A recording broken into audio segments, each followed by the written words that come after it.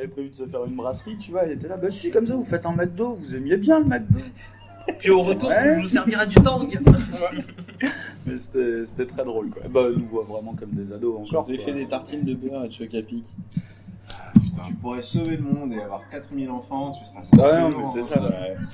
Et tu sais, c'est vraiment la semaine où au bout d'un moment, ça ressemble limite à un slasher, quoi. Dès que tu te balades dans la maison, elle sort d'un coup. Genre, tu veux voir un truc, tu veux manger quelque chose.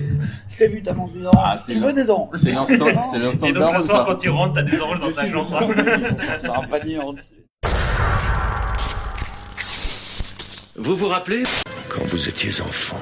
votre émission de télé préférée? Vous vous amusez encore aux jeux vidéo, je parie. J'ai passé l'âge de ces conneries. Je te propose un voyage dans le temps. C'était là dans le temps, c'était un tube. Cela me rappelle un tas de souvenirs. Je suis trop vieux pour ces conneries, moi aussi. Tous ces moments se perdront. Il n'y a qu'un moyen de le savoir. On fait le bilan, calmement, se remémorant chaque instant. D'accord, faisons comme ça. La seule conclusion que je peux en tirer est que Nous ne sommes pas trop vieux pour ces conneries. Nous ne sommes pas trop vieux pour ces conneries. Comme tu penses. Nous ne sommes pas trop vieux pour ces conneries. Ouais. Bonjour / bonsoir, vous écoutez On n'est pas trop vieux pour ces conneries, édition terrasse fin d'été, et je vous en remercie beaucoup. Ce 24e numéro est celui de la résilience. Si vous êtes des fidèles de l'émission, vous n'ignorez pas qu'un certain fil rouge s'est tissé depuis le début du podcast. Enfin. Si je me rappelle, moi je ramène ça à l'épisode 10, si je me rappelle bien, mais bon. C'est comme si c'était le début. Ouais. Ce fil rouge arrive aujourd'hui à son terme, puisque mes digues ont cédé, j'ai fait tout ce que j'ai pu pour tenir, mais nous y sommes aujourd'hui. On va parler d'un certain film qui est paru... Non, du film. D'un film sorti en 96. Je suis entouré de 4 jeunes gens que j'ai l'honneur de recevoir dans ma terrasse. C'est pour ça que vous entendrez des petits bruits de brise estivale. Nous sommes vraiment 4 jeunes gens dans le vent. Et on est à base de Goudal et de Cabernet d'Anjou pour vous donner l'idée. Je vais m'empresser oui c'est ça, non pas m'emprêcher, non ça marche moins bien. Oui, mais m'empresser ça marche bien. C'est mes origines portugaises qui essaient de me faire mettre des cheveux partout. Et je vais commencer par le fiefé instigateur de ce stratagème. Il a conspiré dans l'ombre pour organiser patiemment l'arrivée de ce sujet dans ce podcast. Bonsoir Arnaud. Bonsoir. Comment ça va ? Eh ben écoute, je vis ma meilleure vie. Enfin, ça y est, ce moment fatidique arrive.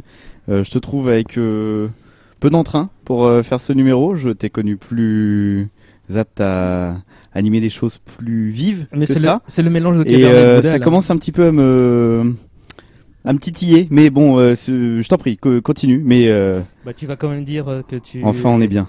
Oui, tu vas te sentir bien, t'inquiète pas. Ouais, moi, je sais pas. Tu animes le podcast Cocktail avec ta moitié. Tout à fait. Le podcast de la pop culture à deux, vu par le prisme du couple. Et on enregistre le jour où tu viens de mettre en ligne le 4e épisode. Exactement, enfin, après un an d'absence quasiment. Tout arrive. Tout arrive. On a une super bonne excuse pour pas avoir fait autant de trucs, c'est qu'on s'est mariés entre deux. Oh, félicitations. Merci. Donc voilà, du coup on fait un podcast sur un truc qu'on a bien préparé, le mariage dans la pop culture. Et on est plutôt content de ce qu'on a fait et allez l'écouter et nous dire ce que vous en pensez aussi. Asina, notre scénariste / Dungeon Master.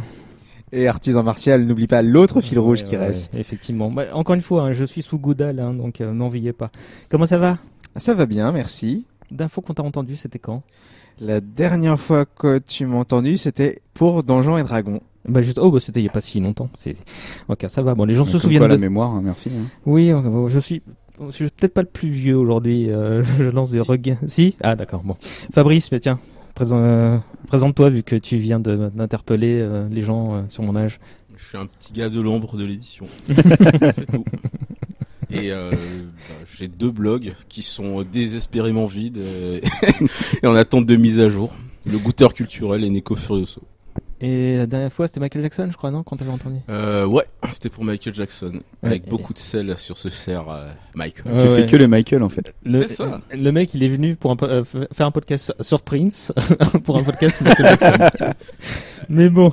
Et donc, comme souvent, on accueille un petit nouveau en la personne de Cagnard. Bonsoir. Comment ça va ? Ça va, le cabernet est bon, la soirée sera bonne. Avis aux prochains invités, César paye son cabernet d'Anjou à chaque fois. Quand c'est À l'été. chaque fois. Et voilà, encore un truc à mettre sur la liste à chaque fois. Merci. Tu veux te présenter en quelques mots, dire d'où tu viens, qui tu es, ce que tu fais dans la vie En quelques mots, je suis Cagnard et je participe à un podcast moi aussi de mon côté. C'est un podcast sur le manga. Ça s'appelle La 5e de couve et on est une joyeuse bande de potes. On s'étrie sur qui est le plus fort entre Naruto et Sasuke la plupart du temps pendant nos podcasts. Et vous avez une réponse? Oui. Elle change à chaque fois? Elle change un petit peu à chaque fois et en fonction de l'invité, on va dire. D'accord. Team Naruto. Team Naruto.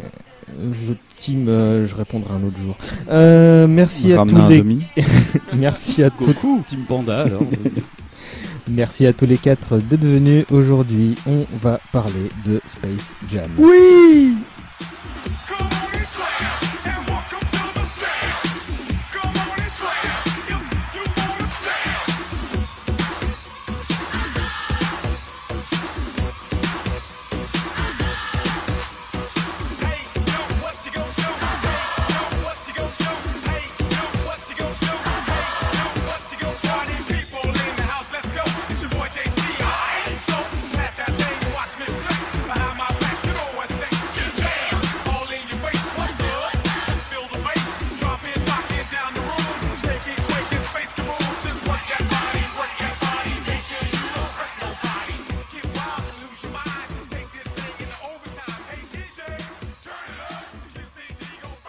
Donc, Space Jam, un film sorti en 96.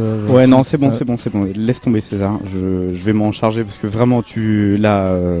Non, mais tu mets pas du tien, donc soit je te baïonne maintenant, soit je te baïonne à la fin, tu décides. Non, mais attends, t'es quand même chez moi, tu sirotes mon cabernet depuis tout à raison l'heure. De plus, je suis invité, je fais ce que je veux. Les réflexions de gars de droite. Non mais attends, non, il y a hors de question que ça se passe comme ça. Attends, moi j'ai préparé cette émission, en plus j'ai regardé le film j'ai regardé ta connerie là exprès non, pour c'est toi. ça s'appelle pas une connerie, ça s'appelle un chef-d'œuvre. Bon, c'est écoute, pas la même chose. Tiens, voilà, prends mes notes et voilà, démerde-toi, vas-y. Bon, on va faire ça. Allez, vas-y, moi je vais aller. Toi, tu te couches et puis de temps en temps on t'appellera, on te demandera ce que tu pensais. Faites comme chez vous, hein. Moi j'appelle les flics, hein. 21h, moi j'appelle les flics. On les entend. Ils sont déjà... Bon, alors du coup je vais m'occuper de la présentation de... Je vais baisser parce que je garde la mamie sur le... Ouais, t'as bien raison, parce que après je vais gueuler fort. Voilà, on t'entend plus là. Là on t'entend plus là, tu vois, je fais ce que je veux là. Hein. Ah ouais. Il contrôle les horizontales et les verticales. Donc Space Jam 1996 réalisé par Joe Pytka. Film avec Michael Jordan et Bugs Bunny. On peut le dire, on est tous réunis parce que c'est un des meilleurs films du monde. Hein J'avais pas vu le t-shirt de Fabrice. Ouais, on a représenté les bunnies avec Fabrice. Moi j'ai mis la chemise, lui il a mis le t-shirt. Un film purement des années 90, un film produit dans tous les sens du terme, mais vraiment surtout ça part d'une pub à la base. Vos premiers émois avec Space Jam, ça vient d'où? Et puis surtout, présenter un petit peu le film. Cagnard, si tu veux nous le présenter d'ailleurs. C'est bordélique comme intro. Ouais, je sais, mais c'est pas mon métier. On fait venir un nouvel invité, donc c'est à lui de présenter le sujet. Bah, c'est lui qui présente, tu vois, regarde, j'ai donné là. Ça sert à rien que je t'envoie un mail. Ok, je savais pas que j'allais devoir présenter Space Jam parce que j'avais pas le nom du réalisateur. Toi, t'as pas écouté les anciennes émissions, toi hein? J'en ai écouté plein, mais juste les intéressantes. Space Jam, film sorti en 96. Et voilà, c'est la seule info technique que j'ai à vous donner sur le film, si ce n'est le casting. Alors je vais vous donner des noms comme ça au hasard du casting. Il y a Michael Jordan, il y a Bugs Bunny, mais il y a aussi Patrick Ewing, Charles Barkley, plein de superstars de la NBA, Bill Murray, Daffy Duck, le Diable de Tasmanie, et c'était un film qui était, comme tu le disais précisément, basé sur une série de pubs entre la NBA et la Warner. J'ai vu entre Nike même d'ailleurs pour la première. C'était Nike, en fait c'était la session Jordan de Nike qui était à la base de tout ça. Et que dire de plus? Mon premier souvenir avec Space Jam. Ouais. Ah c'est bien. Est-ce que tu maîtrises mieux le podcast que quand c'est sorti, je me suis dit mon Dieu, jamais j'irai voir ça de toute ma vie. Ça a l'air d'être de la grosse merde. T'étais déjà aigri à cet âge-là? Ouais, je pense. Il y avait un peu de bagarre en moi déjà à l'époque. T'avais quel âge à l'époque 96. J'avais 11 ans.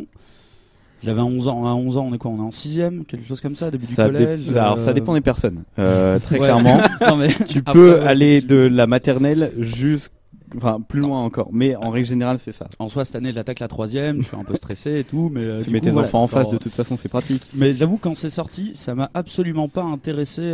Après, je jouais pas au basket et j'adorais les Looney Tunes, j'adorais Bugs Bunny et compagnie, mais franchement, je me suis dit, mais quelle odieuse merde.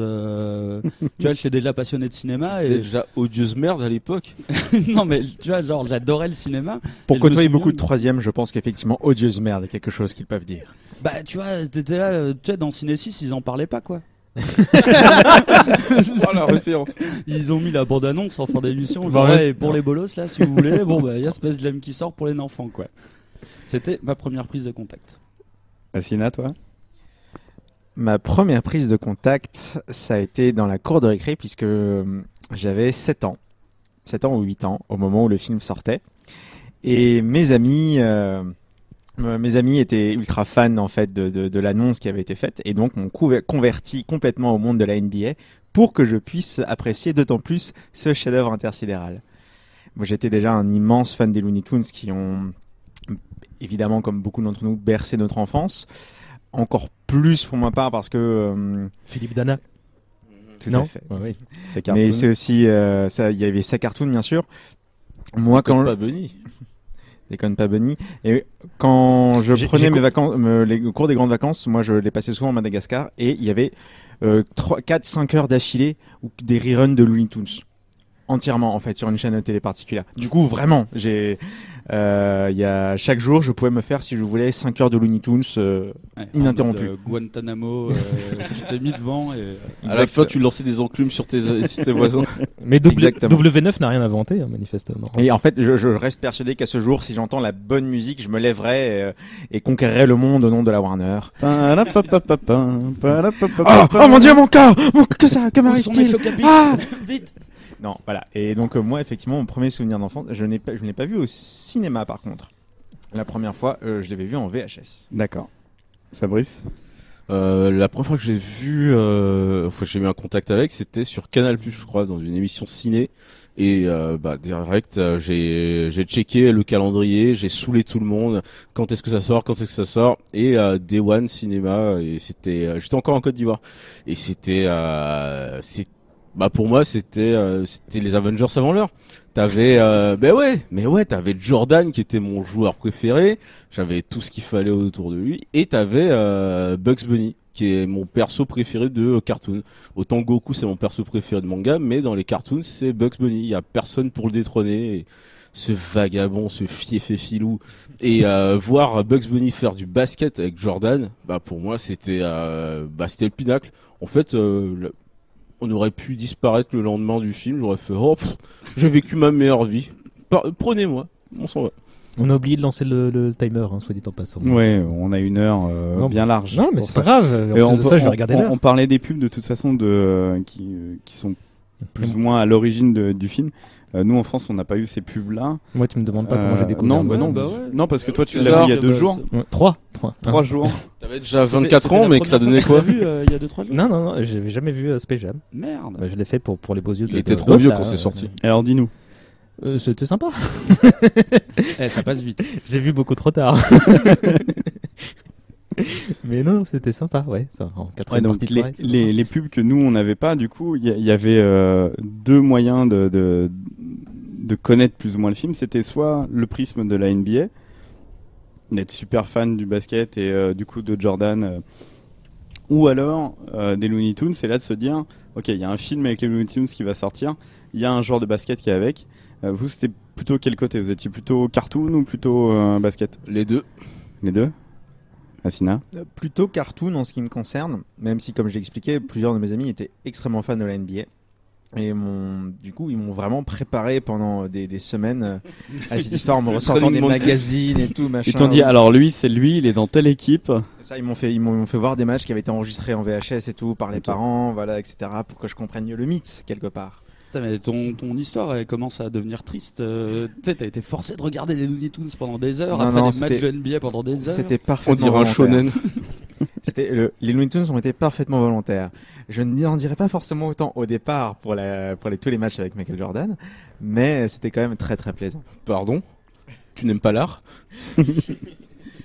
Il y a Je rien, suis un iconoclaste. il y a rien de plus beau que NJ qui s'envole. Oui. Cagnard, toi du coup Moi, NBA, c'est basket. Bah, on va dire plus Looney Tunes. Ouais, non, c'était plus les Looney Tunes. J'ai commencé le basket des années après, donc ça pouvait pas être par le prisme de Jordan. Alors effectivement, on s'échangeait pas mal des cartes de NBA à l'époque, mais je n'avais, ouais, c'était ça, mais j'avais aucune connaissance de ces cartes. Je savais pas ce que j'échangeais. C'était des cartes qu'on collectionnait, tu vois, sans trop savoir, quoi. Donc c'était vraiment Looney Tunes à fond, quoi. Et est-ce que du coup, après le film, vous êtes intéressé au basket ou pas du tout? Moi, j'aimais déjà le basket, mais je pouvais pas m'y intéresser plus, comme j'étais une petite boule. Voilà, c'est tout. Donc, non, je suis resté sur mes kiffs, regarder ça de loin. Et par contre, j'étais toujours aussi fan des Looney Tunes et encore plus. C'est ça. Tu vas finir le tour de table dans un instant, mais toi, ta découverte du film, peut-être. Tu m'as fait chier pendant je sais pas combien de temps pour parler de ce truc. Maintenant, alors faut non. Non, moi j'étais tout l'inverse de la table. C'était alors les Looney Tunes, oui, forcément, parce que j'en bouffais quand même pas mal en étant gamin, et puis ça restait des cartoons, donc forcément j'étais devant. Mais quand j'étais pas devant des dessins animés, j'étais devant du basket. Et clairement, les 3 premiers titres de Jordan sous les Bulls et sa première retraite, qui est dépeint dans le film. Moi j'étais à fond dedans, je regardais en direct si possible, ou sinon j'en enregistrais. Avec les commentaires de Georges Eddy. Avec Georges Eddy, bien sûr, aux commentaires. Oh, oui. Les débuts de Votion et puis Eddy. Et c'était d'abord le basket. Moi, ce qui m'intéressait, c'était de voir Jordan au cinéma.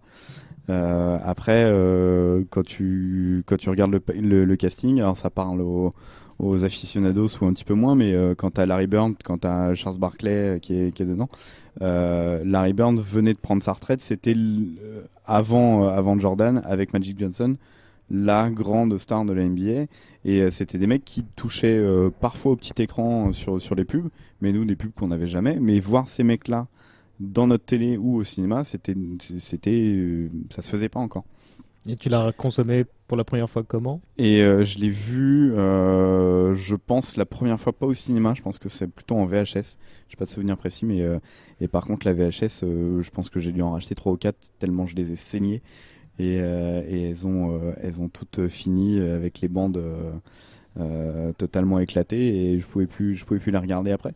Mais ça faisait partie des 1 ou 2 films avec Ninja Kids. Ah, j'ai entendu ce nom depuis que la fois où je l'ai vu. Eh ben écoute, tu sais ce qu'on va faire en prochain podcast. Oh putain. Et ouais, quand je finis avec un truc, j'attaque avec un autre. Mais je m'y attendais à ce que tu reviennes à la charge. Mais je m'attendais à ce que tu attendes la fin de l'émission pour faire sortir ta connerie. Non, moi j'en ai 2-3 si tu veux dans mon sac, mais on va les distiller un peu. J'ai compris la méthode. Je te fais chier pendant 2-3 ans, puis après ça passe.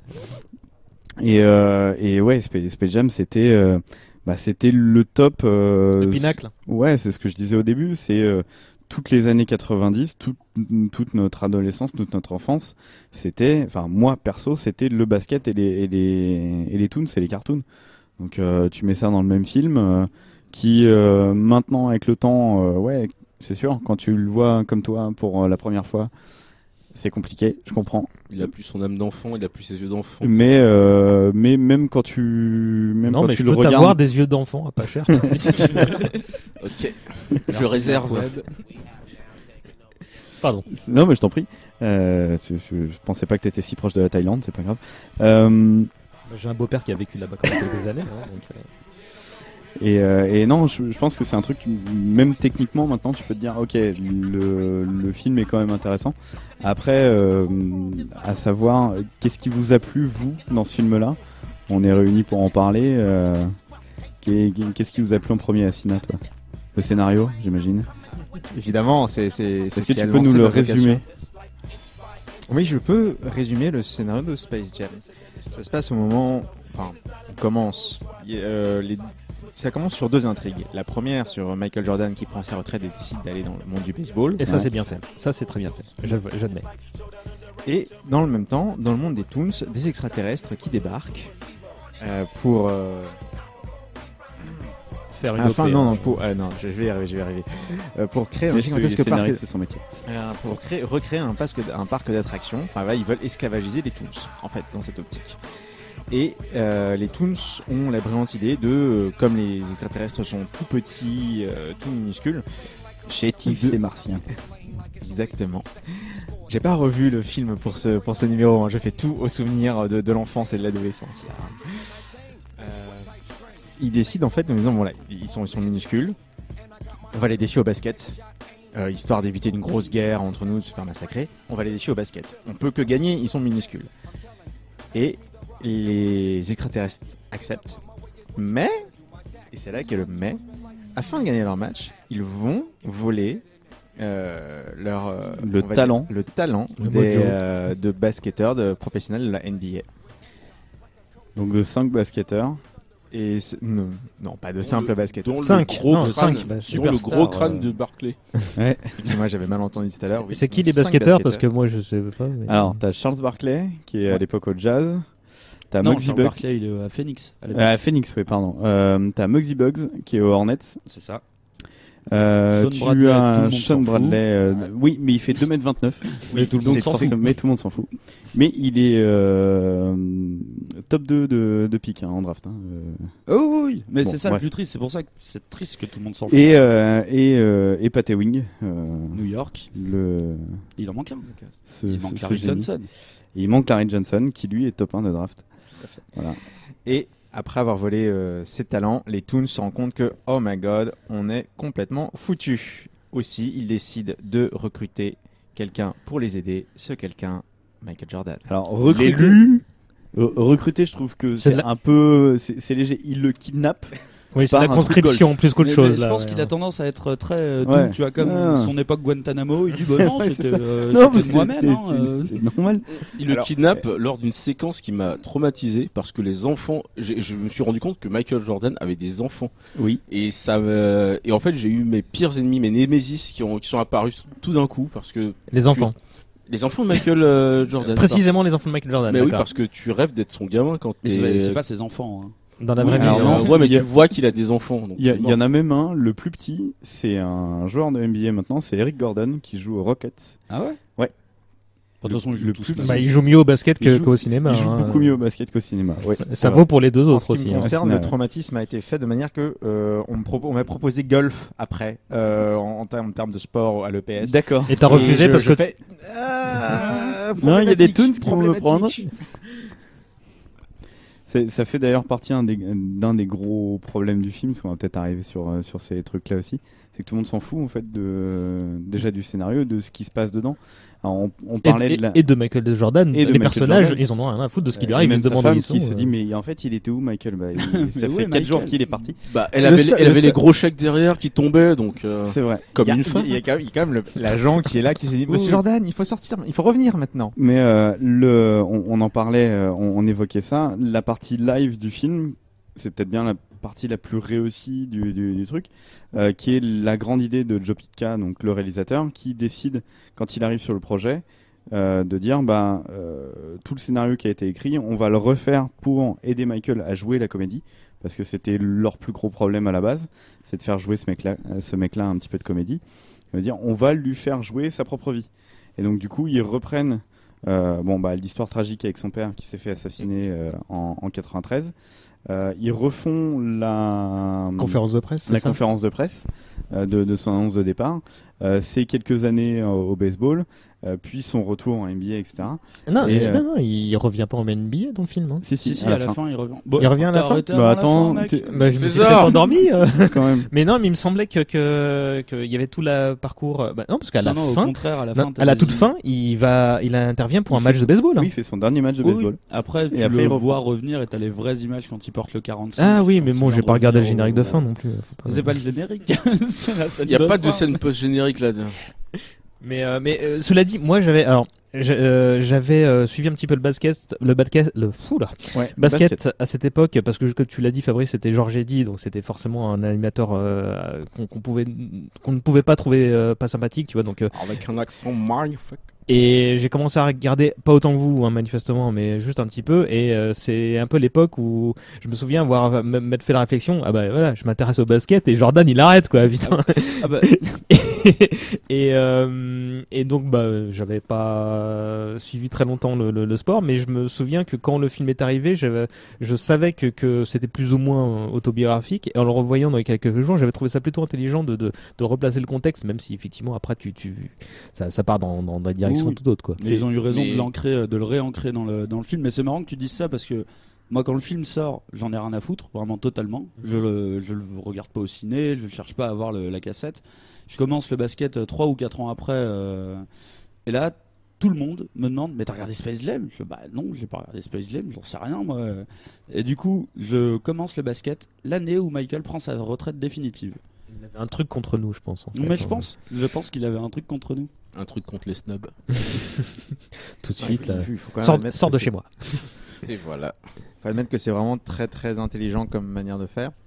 Je sais pas si ça aide vraiment Michael Jordan à mieux jouer la comédie, parce que je trouve qu'il s'en sort pas mal. Ouais, il s'en sort pas mal, franchement. Il regarde pas dans les bonnes directions, mais il s'en sort pas mal. Mais en fait, manager une je équipe, suis admiratif. Justement, donc on commence avec ce personnage qui soit entre guillemets au plus bas, c'est-à-dire que nous on le connaît en tant que mythe du basket, principalement, et tu le vois remettre complètement de côté ce mythe, et tout le film avec non, c'est très très intelligent comme manière de construire un récit autour de ça, autour de cet événement. Autour de la légende qui repart à zéro en fait. Exactement. Parce que ça m'avait beaucoup ému enfant, mine de rien. Il se trouve, son producteur, son manager lui a coquine un mec qui va être son bras droit, son homme à tout faire en fait là. Et tu vois que tout le monde est au petit soin pour lui, et même quand il rate ses balles, tu les as ratées mais à la perfection. C'est trop cool ça. Donc l'aspect entre guillemets psychologique du personnage, il était plutôt bien rendu quoi. C'est un film un peu shonen, faut se dire. Le mec il remonte la pente et tout. C'est un peu shonen pour son fils surtout. Ouais. Qui joue aussi au baseball à l'époque et qui est nettement meilleur que son père et qui au final. On peut parler des enfants de Jordan. Mais c'est pas eux, on te dit. Oui, mais c'est pas les vrais. Oui, mais c'est ce jour-là que j'ai su qu'il avait des enfants. Moi, en soi, c'est la partie qui m'intéresse le plus. Hein. Enfin, tu vois, quand j'ai regardé le film, au final, que j'ai découvert le film. Les Looney Tunes, ça m'était un petit peu passé parce qu'en même temps, ça passait plus trop. J'étais à fond dans le basket, vraiment à donf. Et du coup, quand je regarde le film, tu vois, moi, tu me parles de Space Jam, le premier truc qui me saute à la gueule, c'est la séquence d'intro, la séquence de début. C'est quasiment 4 minutes. Jordan petit avec son père qui est à côté et qui dit ouais, je vais jouer en Caroline du Nord. Bon là, la VF a un petit peu fait n'importe quoi, mais bon, c'est pas très grave. Il dit après je serai champion ou je sais pas quoi. Après t'as un générique et tu vois toutes les images de Jordan. C'était putain interminable. Hein, ça. Ah mais bien, mais moi c'est vraiment c'est la séquence. Parfois je relançais le film juste pour remater cette séquence. Avec des musiques japonaises. Ça passe super bien. On va parler de musique après, mais bon. Ce qui m'a le plus marqué, je pense, en termes de souvenirs d'enfance, c'est Lola Bunny, ainsi que moi, c'est putain, tu me l'as volé! Alors, justement, juste pour finir sur le côté live, après on passe à l'animation, parce qu'il y a une grosse histoire aussi sur la production, parce que autant ça a été compliqué de mettre en place toute la production live, mais l'animation c'est encore pire. Moi, surtout, ce que j'aime beaucoup en tant que gros fan de basket, c'est que ok, t'as Michael au début, mais t'as surtout les 4 autres, les 5 autres derrière, carrément. Qui Barclay avec sa grosse tête à l'époque comprenait pas du tout pourquoi Michael était le seul mec qui était mis en avant, alors que le mec jouait plus du tout au basket. Il y avait cette rivalité entre. Il a toujours été une grande gueule en plus. Mais ça a toujours été un gros con surtout. Jordan aussi en soi. Non. Mais il avait du caractère, comme on dit pour les enfants. Titres, donc oui, voilà. Il a des titres. Et du coup, l'histoire aussi veut que. Donc c'est l'agent de Michael Jordan qui a plus ou moins mis en branle tous les trucs, et Barclay a fait des pieds et des mains pour arriver dans le film, juste pour faire chier Jordan aussi, pour lui dire je suis là aussi. Et toute cette partie live où les mecs jouent la comédie plus ou moins comme ils peuvent, où ils se tapent la tête contre les murs parce qu'ils font 2m30. Meilleur gag du film. Alors non, le meilleur gag du film, c'est justement Barclay qui dit. Qui est à l'église et qui dit Dieu, si tu veux me redonner mon talent au basket, je sortirai plus avec Madonna. Qui à l'époque c'était un vrai truc où ça se disait où Charles Barkley sort avec Madonna. Bref, ça c'est le comment perdre son âme. Ouais. ça c'est toute la partie live, et après donc la partie animation, donc Lola Bunny, parce que le film est quand même fait pour vendre à la base des jouets, des peluches, des t-shirts, des pyjamas, des réveils matins, des grille-pains, des fleurs artificielles, tout ce que tu veux, à l'effigie des Looney Tunes, et arrive Lola Bunny. Donc Asina, toi qui t'a marqué? C'était juste pour rebondir sur qu'est-ce qui vous a le plus marqué. Moi, quand je repense effectivement au film Space Jam, assez vite viennent quand même les images de l'entrée en scène de Lola Bunny avec du saxo. Avec du saxo, bien sûr. Le saxo. Le saxo. Peut-être reprise de. On fera qu'on reparle de ce film aussi, Qui veut la peau de Roger Rabbit. Il y a sûrement un petit air. Ouais. Bah, de toute façon, il y a une vraie inspiration. Hein, alors, de toute façon, il y a beaucoup d'animateurs qui sont entre les deux. Hein. Ouais, Yvan Reitman, il est un peu derrière. Alors, Yvan Reitman qui est. On crédite Joe Pytka à la réalisation du film en entier. En réalité, il y a 2 voire 3 réalisateurs au final. Joe Pytka est principalement pour la réalisation live, donc en gros tout ce qui se tourne avec Bill Murray sur la fin et Michael Jordan, et Ivan Reitman qui est le réalisateur de Ghostbusters un petit peu avant, qui a travaillé notamment sur Qui veut la peau de Roger Rabbit, arrive en catastrophe sur la production parce que la production animée est catastrophique. Tous les studios de la Warner sont utilisés pour ce film là. Les mecs bossent 24 heures sur 24. Il y a des équipes de jour, il y a des équipes de nuit. Ça se crois qu'il y a eu 400 animateurs en tout. Ouais, c'est monstrueux parce que en gros, le truc qui s'est passé, c'est que les glaces arrivent. Oui, c'est un marchand de glace. Et que le film a été lancé en production en disant voilà, la date de sortie, c'est le mois de novembre, je crois, 96, pour la reprise de la NBA. Et au moment où il donne la date, il n'y a absolument rien de fait. C'est-à-dire qu'il n'y a pas de scénario, il y a juste la signature de Michael Jordan et c'est tout. Il y a 0 animation de fête, etc. Et donc, il filme les scènes en live. C'est d'ailleurs un des premiers films qui utilise la mocap et le fond vert total. C'est-à-dire que Michael Jordan ne joue que sur des fonds verts pour ensuite pouvoir remettre l'animation derrière. Et donc, une fois qu'ils ont fini ça, l'animation prend le pas. Et là, c'est le bordel. Personne ne sait ce qu'il doit faire. Et donc arrive notamment Lola Bunny, qui a jamais la même tête parce que c'est jamais la même équipe d'animation qui s'en occupe. Toujours le même boule. Mais est-ce que vous avez des souvenirs encore maintenant aujourd'hui de l'animation ou ça reste vraiment la partie live, mis à part Lola Bunny? Non, moi vraiment c'est la partie animation. Encore une fois, enfant, moi j'étais attiré bonne partie par cette animation. C'est ce que tu dis. Ça reste une lapine, attention. Attention. Non, je pense quand même que Lola Bunny est responsable de toute une vague de furry qui est arrivée après. Mais c'est un autre débat. C'est loin d'être con comme réflexion en fait. Je pense en toute honnêteté, parce que Jessica Rabbit, autant d'accord, elle était mariée à un lapin, mais ça reste une humaine. Non, on vient de trouver un kink pour 1/10 des visiteurs de la Japan Expo là d'un coup. Aux origines story du bizarre. 1/10, putain, ça a baissé. Mais non, vraiment, c'est. Je pense que l'animation encore aujourd'hui paraît de très bonne facture sur Space Jam. Franchement, ouais. Le moment où Jordan dunk et son bras s'allonge, Luffy, tu n'as rien inventé. Moi à l'époque, je trouvais ça complètement dingue. Attends, c'est une des séquences les plus scandaleuses du film. Oui, mais à l'époque quand tu hardcore, à l'époque quand tu vois ça, tu fais waouh. Enfin, en termes de fort accord et tout, c'est n'importe quoi. Il dunk même pas, il lâche le ballon au-dessus. Le plan d'après, il s'accroche les 2 mains. T'es là, ça a aucun sens. Mais vas-y, de toute façon, t'es Jordan, fonce. Moi, juste elle est horrible. C'est horrible cette séquence. Oui, elle est horrible, mais un enfant kiffe.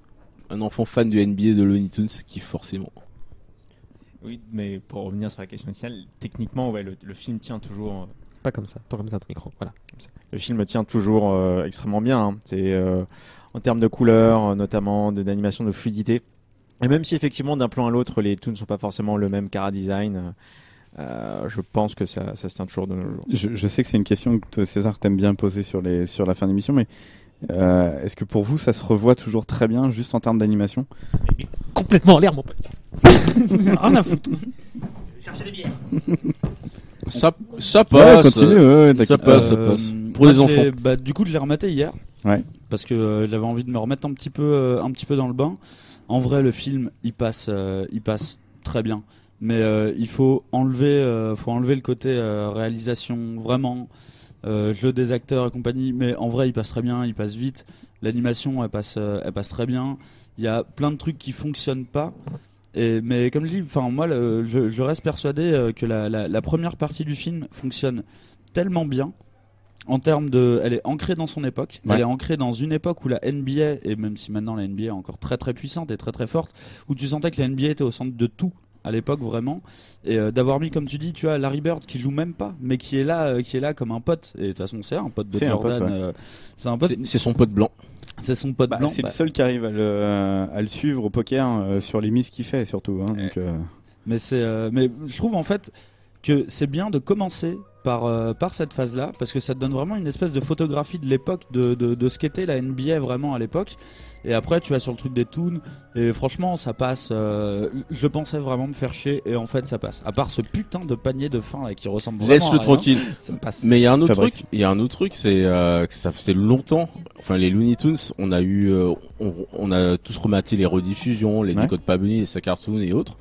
Mais en fait, ça faisait des années qu'il n'y avait pas vraiment eu de production Looney Tunes inédite, et là on les voyait sur c'était le grand retour écran. Parce qu'il y avait quelques courts-métrages, Voilà. même des longs qui étaient sortis. Exactement, des directs ou DVD et Ouais. autres, enfin des directs ou VHS, Ouais. pardon, et autres, et au final c'était une sorte de retour des Looney Tunes au centre de l'attention, et c'était trop cool. Et il y avait l'apparition de Lola Bunny, Ouais. dont qui est réutilisé maintenant au début, qui a pas beaucoup de qui a à la fois pas beaucoup de texte et puis surtout pas beaucoup de personnalité, mais qui C'est un est- putain de scandale aujourd'hui. hein. Si tu Non, regardes ouais, avec c'est le très- regard elle d'aujourd'hui, était réutilisée dans la série, dans la dernière série Looney Tunes, Oui, mais ils l'ont l'avant-dernière série Looney Tunes avec Daffy Duck et Bugs Bunny, Mais qui ils l'ont sont en complètement coloc. changé. Ils l'ont totalement changé. Ils l'ont et désexualisé as fuck et elle a un minimum de rôle. Oui et non, quoi. parce que ça reste quand même non, Love pas trop, Interest, pas mais, trop. C'est vraiment une série parfois un peu trop adulte pour les enfants, et justement, elle a introduit, sans mauvais jeu de mots, la copine de Daffy Duck, qui est également, qui apparaît également dans cette série-là. Donc c'était le premier, on va dire, toon principal non vieille, parce qu'il y avait Mémé avant, le premier toon jeune féminin, et c'était super cool. César, toi qui l'as vu du coup il y a pas longtemps, juste en termes d'animation, qu'est-ce que t'en as Rien pensé? à redire. Non. C'est compliqué quand tu forcément fais le rapport avec les personnages live. Donc Bill Murray et Jordan, qui regardent pas forcément dans les bonnes directions, malgré les acteurs qui sont censés faire les témoins pour regarder dans la bonne direction. Mais en termes d'animation pure, non, j'ai plutôt apprécié tout ce que j'ai vu. Toute la partie où t'as les Martiens qui débarquent pour défier les Looney Tunes, franchement, c'est assez fort, quoi. Ils sont trop mignons les Martiens en plus. Même quand ils sont transformés, et tu vois qu'ils sont pas si méchants que ça. Ils ressemblent à des méchants d'un film Dragon Ball avec Slug. Arrête de foutre Dragon Alors Ball. là- Dragon Ball, c'est partout. Je vois pas. Alors mais... là, la référence est mais trop non, obscure pour ça, mais ouais. la construction du récit, on voit qu'il n'y a pas vraiment de scénario et que Voilà, c'est de la vraiment. réécriture tout le temps en fait. Enfin, je suppose, c'est l'impression que ça donne. Tu passes pas un mauvais moment, mais le vrai problème, et je le reconnais, c'est que je l'ai regardé trop tard. J'aurais dû regarder ce film quand j'étais teenager, et encore plutôt début de dizaine d'années qu'autre chose, quoi.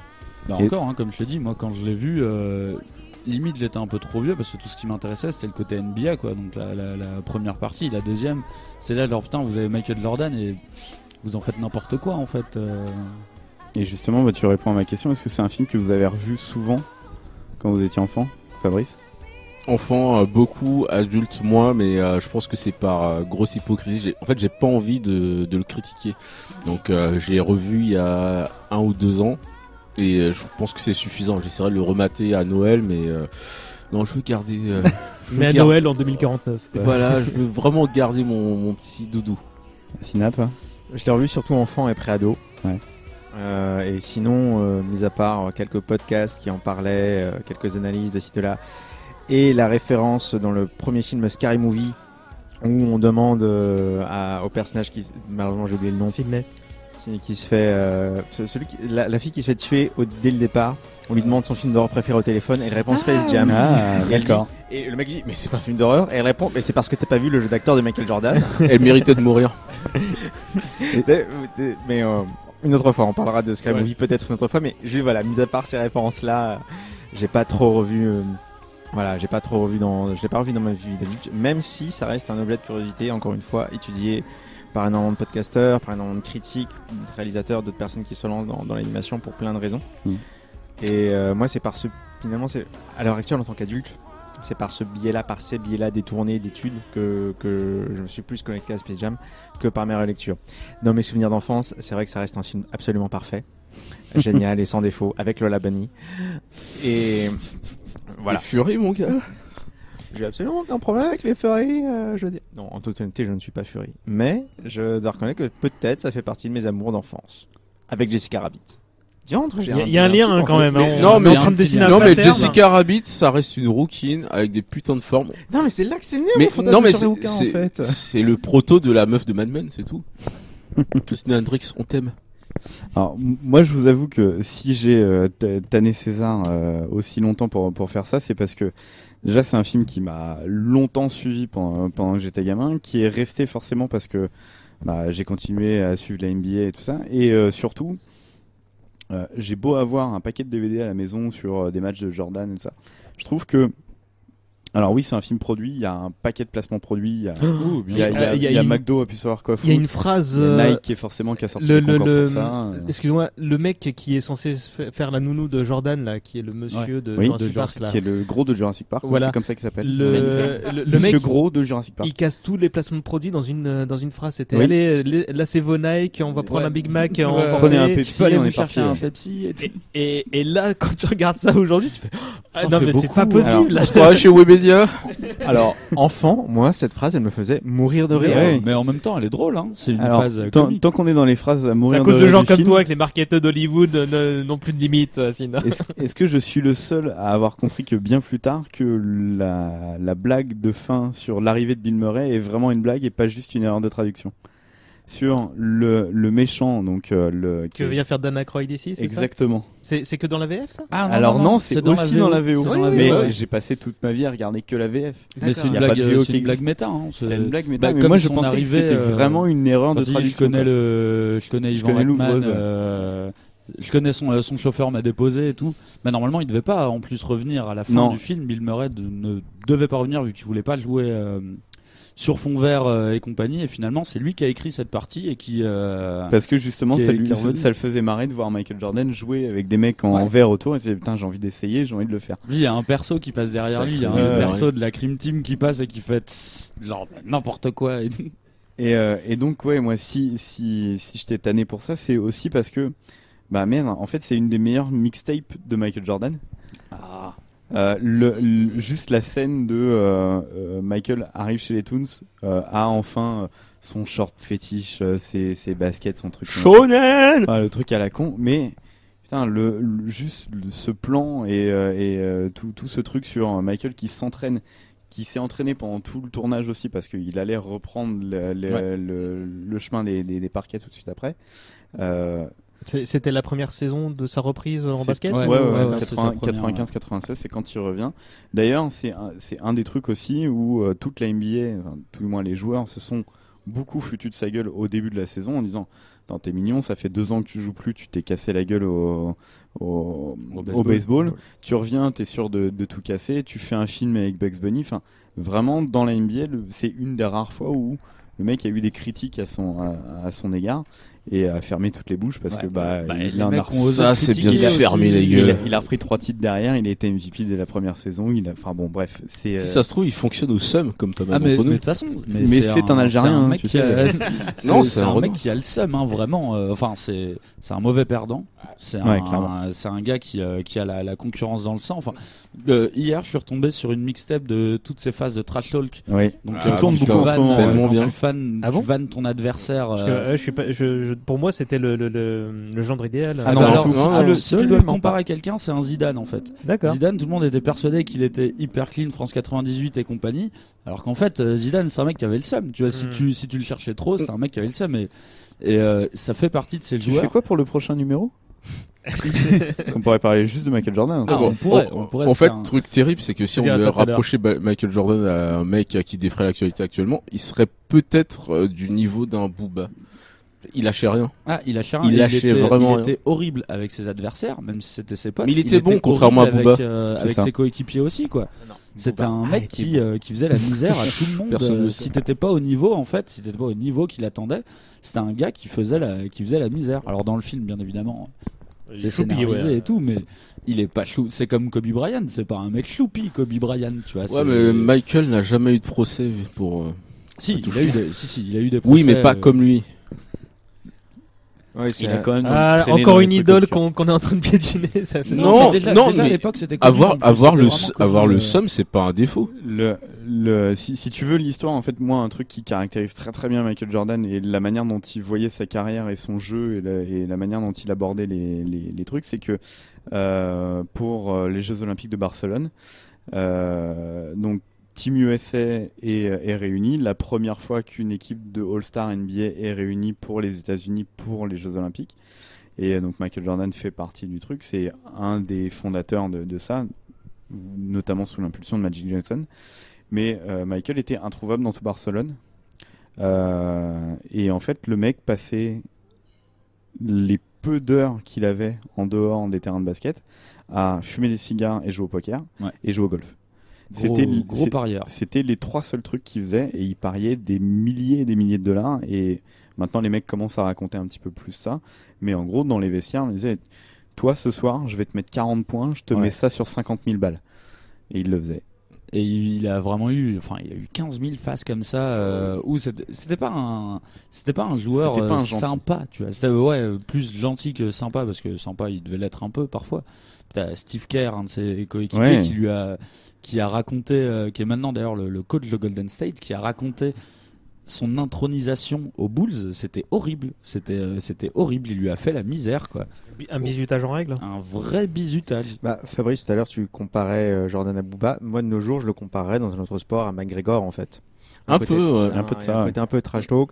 C'est ce besoin peut-être quelque part aussi de se mettre la pression en se disant voilà, je mets tellement du trash talk aux autres que j'ai pas d'autre choix que d'être à la hauteur. Sinon c'est moi qui suis derrière ultra humilié. C'est vraiment un perso shonen. Et c'est un Conor McGregor. Et c'est un peu ce qui est montré d'ailleurs au début du film où t'as cette séquence où il est petit et il dit non mais je rentre pas à la maison tant que je rate un panier. Si je rate un panier, je rentre. Et c'était un mec qui était comme ça. Il se lançait des défis personnels sans arrêt. Meilleure séquence du film. À part des connards comme Luffy, Gunn ou autre, qui fait ça? C'est pas faux. Faut faire un manga sur lui, c'est tout. Pas mal de gens. Il y en a eu un sur Joaquin Noah, si tu veux tout savoir. Ouais, mais j'en ai rien à foutre de. Ouais, là c'est plus Sasuke que Naruto du coup. Non, c'est plus Black Butler que non. Juste pour info, on est aux 2/3. Ok. Il reste 20 minutes, mais bon. Non, très bien. C'est un peu épanché sur Jordan tout court. Ouais, de toute façon, c'est. Alors, moi, il y avait un dernier truc que dont je voulais parler, c'était la musique. Ah ouais. Parce que outre, alors ok, c'est. Donc on est en 1996, donc on a tous dans la dizaine d'années un peu plus. Donc c'est les cartoons, le basket. Alors outre, même si on suivait pas forcément ça restait quand même Michael Jordan, qui est un mec qu'on voyait tout le temps en fait à la télé, sans arrêt, qu'on regarde le basket. Il suffisait que tu regardes tes pieds pour le voir, quoi. Déjà. T'avais de l'argent, toi? Ouais, c'est clair. Bourgeois, va. À l'époque. Putain, il était de droite. En fait, la maison, tu l'as eu maintenant, mais t'avais déjà tout avant. Attends, mais c'est pas un logo de Jordan que je vois sur la maison, là? Et pourquoi t'as un truc UMP? Ça n'existe même plus. Non, j'arrête la blague tout de suite, là. Pas une blague. Et donc Jordan, les Toons, et dernier truc, la bande-son. Donc à l'époque où Warner se disait ça a été lancé notamment avec le Batman qui a été fait avant, je sais plus lequel c'est le Forever, c'est le Forever, ouais. où toute la bande son c'est que des artistes hip-hop très très vendeurs de c'est Lyoto ouais, qui font ça. Et donc Space Jam c'est quand même la reprise de Seal, Fly Like an Eagle, I Believe I Can Fly. Ouais. Qui était déjà relou de Petit ange parti trop tard. Grand Renoir parti trop tard. C'est ça. Est-ce que outre le film vous avez des souvenirs d'écoute de cette bande son? Snap, mais qui était pas lié au film, quoi. Le morceau existait déjà depuis quelques années, ouais. Quoi. Et d'ailleurs qui n'est pas dans le soundtrack Snap, soit dit en passant. C'est possible. On fait la blague sur R. Kelly, mais mine de rien, moi je le déteste depuis l'affaire Alia. Et en fait, à cause de ça, j'ai pas pu revoir Space Jam pendant un moment parce que j'associais le film à R. Kelly. Et en fait, Alia, c'était un de mes kinks. Et savoir que ce vieux mec sortait avec, j'étais complètement dingue. Et voilà. Donc, alors, on a Lola Bunny pour Asina. Maintenant, on connaît le tien. Cagnard et Arnaud, on doit. Vous avez 20 minutes pour moi, nous donner c'est le Michael, vote. hein, c'est bon. Bah, moi, j'avoue que j'étais amoureux de la chanson I Believe I Can Fly, que j'écoutais bien avant avoir vu le film pour le coup, que je trouvais trop cool. La première fois quand j'ai commencé la guitare, j'ai essayé d'apprendre cette chanson, jusqu'à que je réalise que c'était du piano en fait, et pas de la guitare. Mais, ah ouais, tu commençais vraiment la guitare. Ouais, c'était les errements musicaux, on va dire. Pour choper. Donc, du coup, il y avait cette chanson qu'on entendait dans toutes les booms, mine de rien, de l'époque. Et désolé de revenir dessus, et chaque samedi chanson matin, d'intro, la thème song, vraiment, que je trouve génial, qui a un son 90 de malade. Et tu vois, quand j'ai relancé le film hier, et que il y a cette séquence d'intro et tout, j'étais en train de faire la vaisselle. Dès que cette musique s'est mise en place, tu vois, c'est une musique que j'écoute jamais pourtant. Et mais bah, là, dès qu'elle est sortie, j'étais un peu en mode genre, attends, ça me rappelle à l'époque où où je serrais pas de meuf d'ailleurs, mais bon, c'est le son et les le meufs son c'est est surfait. Asina. Sur la label. Non, en ce qui me Est-ce que concerne- tu avais la cassette qui tournait dans ton Walkman? Non. Alors, ça c'est... encore une fois, moi je vois le film, j'ai 8 ans vraiment. 7-8 ans. Je ne suis pas tellement intéressé par la musique à cette époque. Ah bah, tu m'étonnes. C'est un état de fait. Que Moi, la Lola musique- Bunny quoi. Il y avait pas de place il y avait pas de mémoire vive pour autre chose. Il écoutait que les mixtapes de Jeannot Lapin. le cerveau n'est pas assez développé à cet âge pour retenir autant d'informations. Voilà. Non, je parle beaucoup sur Lola Bunny, mais mine de rien, toutes les séquences qui me restent en tête, ça reste aussi beaucoup Michael Jordan et mine de rien, toutes les séquences d'entraînement et quelques erreurs de scénario qui déjà enfant me perturbaient quoi. En fait. Genre la présence de Bill Murray où tout le monde s'en fout. Non. Alors moi je vais dire ce qui me gênait. C'est le moment où j'en rappelle bien, c'est-à-dire que j'ai pas tellement revu le film depuis. C'est ce moment où les Toons se rappellent qu'ils sont des Toons. Ouais. Ce moment où Bugs Bunny prend l'eau, fait un faux truc, écrit. leur fait croire qu'il y a une potion magique. Ouais, exactement. C'est la potion de qui fait Mike, tous ses muscles et qu'à partir de là, tous les Toons reprennent du poil de la bête. Et excuse-moi, mais Krillin, on a dû lui rappeler qu'il avait pas de nez pour pouvoir gagner un combat. Ouais, Fabrice, c'est le 3ème strike. Hein, c'est bon, c'est fini. Ouais, mais Dragon Ball, c'est la vie. Non, mais je pourrais en citer d'autres là-dessus sur Dragon Ball, mais on va pas relancer là-dessus. Mais c'est vrai que moi, déjà enfant, j'étais un petit peu désarçonné par le fait, parce que je suis très habitué aux Looney Tunes, et je me dis, mais finalement, ils doivent attendre un moment avant de se rappeler que ce sont des Toons et qu'ils peuvent faire ce qu'ils veulent. Ça montre que les responsables du film en fait savaient pas l'or qu'ils avaient entre les mains, en fait, ils comprenaient pas les personnages, et c'était des personnages animés qui existaient depuis 50 ans quoi. Mais ils en avaient pas besoin en même temps. C'était pas nécessaire. Et puis ça vient pas d'eux de toute façon. En soi, ça vient pas de Warner. C'est juste qu'il y avait un contrat qui liait des apparitions entre Michael Jordan et Bugs Bunny. Donc voilà, c'est clairement l'agent à la base de Michael qui fait allez, on fait pareil, on fait comme les pubs mais en grand. Et c'est tout. Et la Warner en soi a été là parce que c'est les seuls qui savaient animer. Mais c'est vrai qu'elle est cool cette séquence quand ils reprennent, quand ils prennent tous la bouteille là de Bugs Bunny. La séquence elle est plutôt cool parce que c'est là vraiment les Looney Tunes se rebiffent quoi. T'as même une petite référence à Tarantino avec Elmer et qui sont déguisés en personnage de Pulp Fiction. La musique est très stylée.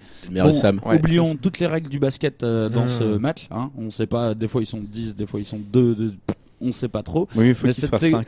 Là par contre je trouve qu'on a une séquence shonen à ce moment-là quand ils reprennent du poil de la bête. Totalement. Et d'ailleurs, l'un des meilleurs films d'animation, voire le meilleur film d'animation de ces 5-10 dernières années, Into the Spider-Verse, a lâché le truc, Peter Porker, Spider-Ham, à un moment, il défonce le Scorpion, mais en se la jouant en toon. Ouais, parce que tous les autres galères et tous leurs combats, il fait, qu'est-ce que t'as contre les dessins animés? Et c'est le même délire. Et quand j'ai vu ça au cinéma, j'ai eu mes petits relents de Space Jam, j'étais trop ouf, tu vois, putain. Space Jam, c'est pas mal. Et il y a la petite séquence quand le match est terminé et qu'on ramène Michael sur Terre pendant son match de baseball, que sa femme s'était pas posé la question de où il était. Et à bord d'un vaisseau spatial. Mais jusque là, ça va, c'est pas très grave. Tout le monde s'en fout. Et il descend et t'as I Believe I Can Fly qui démarre à ce moment-là. Ouais, j'avoue, ça met un peu les poils quand même. C'est un peu. T'as la musique et tout qui démarre, ça marche bien. Mais c'est un film très musical au final. Moi j'en qui fonctionne beaucoup là-dessus. J'en pouvais déjà plus à l'époque du morceau parce que là, tous les samedis matins dans Hit Machine, c'est bon. C'est un peu le côté de départ. Comme tu rappelles si bien, ça fait partie d'une série de pubs. Les pubs, c'est énormément clippé. Souvent. Oui, c'est clair. Et là-dessus, la musique sous-tend très bien. Moi, en tant qu'enfant, ça m'a pas tellement marqué, mais je pense que ça participe beaucoup au fait que c'est très rythmé. Nickel. On a oublié des trucs sur le film. Qu'il y a un Space Slam 2 en préparation. La suite. Avec LeBron, c'est bien ça? Ouais. Ça y est, il est en tournage. Ça, c'est cool. Alors non. Si, il est en tournage depuis l'été dernier. Il n'y a pas une pause non, c'est pas en tournage. Si, c'est en tournage. Il y a LeBron James qui a fait des trucs pour dire regardez, il y a ça. Mais sa pose de cheveux n'a pas pris, donc je sais pas.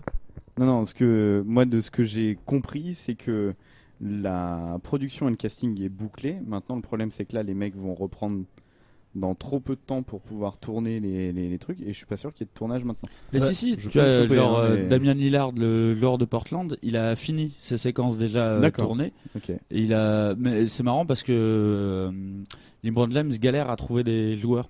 Ils ont pas envie de se compromettre dans un truc pareil. Il a essayé Tony Parker ou pas? Il y a Klay Thompson, le joueur de Anthony Golden Davis. Dead. En gros, il y a tous les joueurs de Rich Paul. Et Damian Lillard disait que ça Enfin, tu sais, c'est le langage NBA, les mecs sont quand même hyper formatés, mais il disait qu'en gros ça l'intéressait pas trop, donc du coup tu te demandes pourquoi il est dedans, mais que finalement il a trouvé que l'expérience était super cool. Okay. Tiens. Mais en NBA. Moi je me suis contenté de faire un Google Space Jam 2 et dans l'actualité, mais apparemment il y a eu vraiment un tournage qui a débuté en juillet. Ok, autant pour moi. Et il y a des séquences filmées où en gros ils montent l'entraînement. Enfin après tu vois pas des images du film, mais il se dit non ça y est ça. Et LeBron James Donc je me permets peut-être d'intervenir dans ton podcast, Arnaud. Est-ce que quelqu'un peut peut-être présenter LeBron James, parce que moi je le connais de nom. LeBron James, c'est un mec qui a perdu beaucoup trop de cheveux à cause de ses coéquipiers. Et à cause de Stephen Curry. Mais sinon, c'est un gars cool. À cause de quoi? Stephen Curry. D'accord. Un salopard, Golden State et tout. LeBron James, c'est quelque part l'équivalent actuel de Michael Jordan. On va pas du tout rentrer dans les débats de qui est le plus fort ni rien. Mais dans le classement, les pros, les fans et tout, on dit premier Jordan, deuxième LeBron et Shea, troisième Kobe Bryant, qui voulait être le deuxième Jordan. Magic, Karim, oui, tout ça, on les oublie totalement. C'est pour ça que j'avais dit on rentre pas dans les débats de tout ça pour dire que qui guérissent du sida. Par exemple, si jamais un de ces jours vous devez montrer Space Jam à vos enfants, il n'y aura jamais cet impact de qui est Michael Jordan pour nous à l'époque. Donc le réancrer avec un joueur comme LeBron James qui domine, même si moi c'est absolument pas mon joueur préféré ni rien, mais c'est très clairement le joueur le plus médiatique de la NBA à l'heure actuelle. Oui, je pense que c'était le bon choix. Il joue où? On s'en fout, dans tous les cas, il gagnera. Tu vois. Mais Stephen Curry est trop blanc. Mais il y a eu un projet de Space Jam 2 en gros, le 2 a tout de suite été monté à la suite du premier. L'équipe d'animation a commencé tout de suite à bosser dessus. Ils ont juste oublié un petit détail, c'est qu'ils ont oublié de demander à Michael Jordan s'il voulait bien revenir. Il a dit non. Donc ils ont fait tant pis, on va arrêter. Et donc c'est en gestation depuis des années et des années. LeBron a repris plus ou moins le flambeau parce que en gros c'est moi ce projet-là je le vois exactement comme n'importe quel projet de film de la WWE. C'est juste, on a une tête d'affiche à mettre en avant, on va mettre un petit logo NBA en dessous du film, et en gros, quel est le plus connu en ce moment? La WWE, c'est John Cena, ou c'était The Rock avant, ou tout ça. Et maintenant, c'est LeBron James. Quand est-ce qu'il est dispo Ouais, voilà. Et le truc, il y a rien, il y a pas de... tu vois, moi, quand tu me dis c'est en tournage, je dis non, parce que il y a pas de visuel ni rien. Il y a une pauvre affiche qui est, on sait pas si c'est pas le stagiaire des affiches sur Twitter. En fait, il y a quasiment que sur Twitter qu'on se rend compte que ça bouge, parce que les mecs en parlent, mais sinon. Et encore, on sait même pas si c'est vraiment attendu. Vous l'attendez ou pas? Non, parce que LeBron. En vrai, après, tu vois, moi. Alors, comme tu dis, j'ai découvert vraiment ce film en tant que jeune mec qui s'est lancé dans le basket. Et effectivement, je me suis retrouvé dans une moitié de films. Du coup, après, quand je suis allé chercher des films qui parlaient de basket, là, je me suis beaucoup plus retrouvé là-dedans. J'ai retrouvé beaucoup plus. Les blancs savent pas sauter. Ouais, et encore, on va dire, et encore. Plus dans He Got Game de Spike Lee, tu vois, où là, j'avoue, j'étais à fond. Et du coup, forcément, un film comme ça, pour moi, c'est juste un reminder. Ou les frères Scott après en série. Enfin, bon, c'est bien pour les jeunes basketteurs de l'époque et tout, mais moi, je l'attends, mais absolument pas, sachant qu'à l'époque, quand ils ont lancé Space Jam 2, dans les noms, il y avait genre Jackie Chan. Ils ont voulu faire avec Tiger Woods. Mais ils ont voulu faire. Mais attention, il y aura peut-être un nouveau toon féminin qui va éveiller alors attendez, le spécialiste, Asina, est-ce que tu vas sentir Asina, ton diagnostic sur l'animal qui va être. Alors qu'est-ce que tu veux en nouveau? Une petite Harrison pour contrer Sonic? Attends, mais c'est loin d'être une mauvaise idée, ça, en plus. Attends, 30 secondes. Attends, non, mais on en reparle. Parce qu'en plus, avec le côté un peu sadomasochiste et les épines, tout ça. Non, il y a moyen. Écartez vos enfants. Tueur moustache. Non, moi, je me rappelle que je m'étais un tout petit peu excité pour Space Jam 2 quand il y a eu la rumeur très brève que Shaq allait participer. Ouais, ça n'a pas duré longtemps. C'était qu'une rumeur, ça. Oui, je sais que c'est qu'une rumeur, mais c'était, moi, à ce moment-là. Par contre, il y a eu un nouveau Shaq fou. Un bref intérêt, quoi. Ouais, il y a téléchargez-le, Xbox Live, machin. Si j'en crois les carrière d'acteur, Shaquille. Si j'en crois les quelques recherches que j'ai fait samedi soir après mon visionnage, donc comme tu l'as dit, ils ont voulu faire un 2, mais Jordan dit bah non. Par contre, si vous voulez faire quelques pubs, ok. Il y a eu effectivement, ils ont voulu faire un film avec Jackie Chan, mais qui était une suite, mais pas un Space Jam 2 en fait. Ils ont voulu faire un Golf Jam avec Tiger Woods. Et il y a eu encore un truc avec un pilote de NASCAR qui s'appelait Race Jam. Race Jam. Et Tiger Woods, c'est parce qu'il pointait trop les meufs ou non, c'était pas encore le moment. C'était pas encore tout à fait le cas. Mais vous serez ravis d'apprendre que Space Jam 2 aura dans son casting Don Cheadle et Soneca Martin Green, qui est l'actrice principale de Star Trek Discovery en ce moment, et qu'il y a Ryan Coogler à la prod. C'est Ryan Coogler à la prod. Pardon? Si. Oui, c'est Ryan Coogler à la prod. Et c'est l'un des producteurs, ça veut pas dire qu'il est en frontline. Je vais peut-être regarder. Fallait donner un nom de Renoir, tu vois. C'était lui ou Wesley Snipes, bon, il y en a un qui est en prison. Ils auraient mis Jean-Michel Washington, ce serait passé. On a fini, monsieur? Bah écoute, j'ai l'impression, ouais. Je sais pas, vu qu'on n'a pas lancé le timer, moi je suis complètement des. Ah bon, on n'a pas du tout fini, on pourrait en parler pendant des heures. Mais qu'est-ce que vous voulez ajouter? Tellement de choses à dire sur le Ladonie. Je continue sur R. Kelly. Je continue de réfléchir à des kings potentiels, de là, mis à part des aliens qui vont débarquer, qui seront genderless, voilà. Wow, tu vas trop loin. Alors, du coup, est-ce que t'as regardé les films d'après, les Looney Tunes contre-attaque ou des trucs comme ça pour retrouver cette petite flamme que t'avais retrouvée avec le Labonie? Malheureusement, non. D'ailleurs, au niveau des Looney Tunes, il y a une parodie de BVS faite avec Daffy Duck et Bugs Bunny. BVS Batman vs Superman. Ouais. D'accord. Et qui est plutôt pas mal, mais justement, c'était dans la foulée de leur série. Matez-la toutes et tous, c'est vraiment cool. Ils sont en coloc, ils font que de la merde et sont des adultes irresponsables avec leurs copines et c'est trop bien. S'il y a un truc qu'on n'a pas dit, c'est que la VF, le doublage, c'est important d'en parler. Ah ouais, le doublage a été pas mal bousculé pour la VF, notamment de la voix de Bugs. Alors j'ai plus le nom de l'ancien doubleur.